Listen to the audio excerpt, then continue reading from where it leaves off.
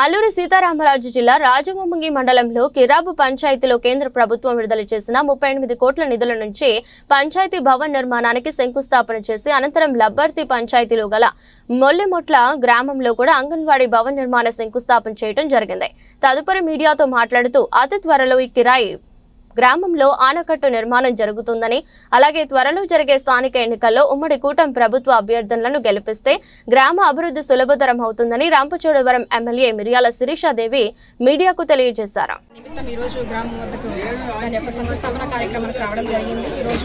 చాలా ప్లేస్ లో దాదాపుగా ఇప్పటికే ఒక 3-4 పంచాయతీలో మేము పంచాయతీ బిల్డింగ్స్ ని శంకుస్థాపన చేయడం జరిగింది. ఈ విధంగా చాలా చోట్ల సచివాలయాలను కానీ లేకపోతే ఇతర కమ్యూనిటీ బిల్డింగ్స్ అని కానీ చాలా మటుకు మన ఉమ్మడి కుటుంబ ప్రభుత్వం వచ్చినాక చాలా శాంక్షన్ అవుతూనే ఉన్నాయి. స్కూల్స్ బిల్డింగ్స్, అంగన్వాడీ బిల్డింగ్స్, ఇట్లాగా చాలా అభివృద్ధి సంక్షేమ పథకాలంటూ మనం 2 సంవత్సరాల్లోనే ఇట్లాగా అభివృద్ధి వైపు మనం ముందుకు వెళ్తా ఉన్నాం. దానిలో భాగంగా ఈ రోజు మన రాజమొమ్మంగి మండలానికి రావడం చాలా గర్వకారణం. అదేవిధంగా చాలా ప్రతిష్టాత్మకంగా మన కిర్రాబు ఆనకట్టను కూడా మేము ప్రతిసారి మన ముఖ్యమంత్రి గారి దృష్టిలో మేము పెడుతూనే ఉన్నాము, ఇరిగేషన్ మినిస్టర్ గారి దృష్టిలో కూడా పెడతా ఉన్నాం. ఎందుకంటే ఈ చుట్టుపక్కల మనకి కిర్రాబు ప్రాజెక్ట్ అనేది మనకి అయితే దాదాపుగా మండలంలో ఉన్నటువంటి చాలా గ్రామాలకి మనకు నీటు 2 పంటలు పండే అవకాశం కూడా మనకు ఉంది. దీన్ని దృష్టిలో పెట్టుకుని మొన్న రీసెంట్ గా అసెంబ్లీలో జరిగిన రోజుల్లో నేను ముఖ్యమంత్రి గారికి మళ్ళీ స్పెషల్ గా చెప్పడం జరిగింది. దాదాపు ఇప్పటికి 4-5 సార్లు నేను రిప్రజెంటేషన్ ఇస్తూనే ఉన్నాను. కాబట్టి రాబోయే రోజుల్లో కూడా ఈ శుభవార్త మనం వినబోతా ఉన్నాము. వెంటనే స్పందించి సీఎం గారు దీన్ని అంటే ఎంక్వైరీ చేసి దీన్ని ఫాలోఅప్ చేయండి అని కూడా నా ముందే చెప్పడం జరిగింది.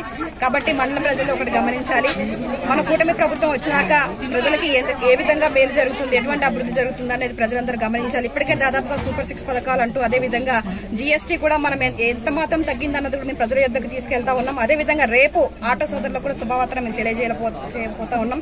వాహన మిత్ర కింద వాళ్ళకి ఏదైతే 15,000 రూపాయలు మేము ఇస్తామన్నామో అది రేపు లాంచింగ్ రాంపచోడవరం హెడ్ క్వార్టర్ లో కూడా మేము చాలా గ్రాండ్ గా జరిపిస్తా ఉన్నాం. కాబట్టి ఈ అవకాశాన్ని మన ఆటో సోదరులందరూ కూడా సద్వినియోగం చేసుకోవాలి.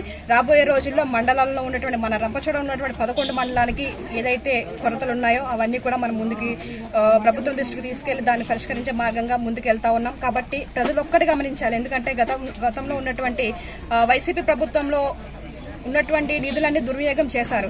ఇప్పుడు మనకి 2 సంవత్సరాలు అయినా సరే మన దగ్గర డబ్బు లేదు.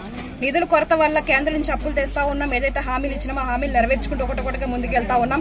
కాబట్టి రాబోయే రోజుల్లో మనకి ఏం మంచి జరగాలన్నా, గ్రామాల నుంచి అభివృద్ధి జరగాలంటే రేపు జరిగేటువంటి స్థానిక ఎన్నికలే మనకి కీలకం కనుక దీన్ని దృష్టిలో పెట్టుకుని ఎమ్మెల్యే మన మనిషి అయినప్పుడు అక్కడ ఉన్నటువంటి సర్పంచ్ కూడా కూటమి నుంచి ఎవరైతే నిలబెడతారో వాళ్ళని మనం గెలిపించుకున్నట్లయితే రేపొద్దున ఏదైనా నేరుగా ఎమ్మెల్యే నుంచి కానీ సర్పంచ్ నుంచి కానీ నిధులు మన గ్రామం నుంచి అభివృద్ధి అయ్యేటువంటి అవకాశం ఉంది. కనుక ప్రజలందరూ దీన్ని గమనించి దయచేసి సద్వినియోగం చేసుకోండి. కూటమి ప్రభుత్వం మీ యొక్క ఆశీర్వాదాలు, దీవెనలు ఎప్పుడు ఇట్లాగే ఉండాలని మనస్ఫూర్తిగా కోరుకుంటూ ముగిస్తా ఉన్నాను. Thank you.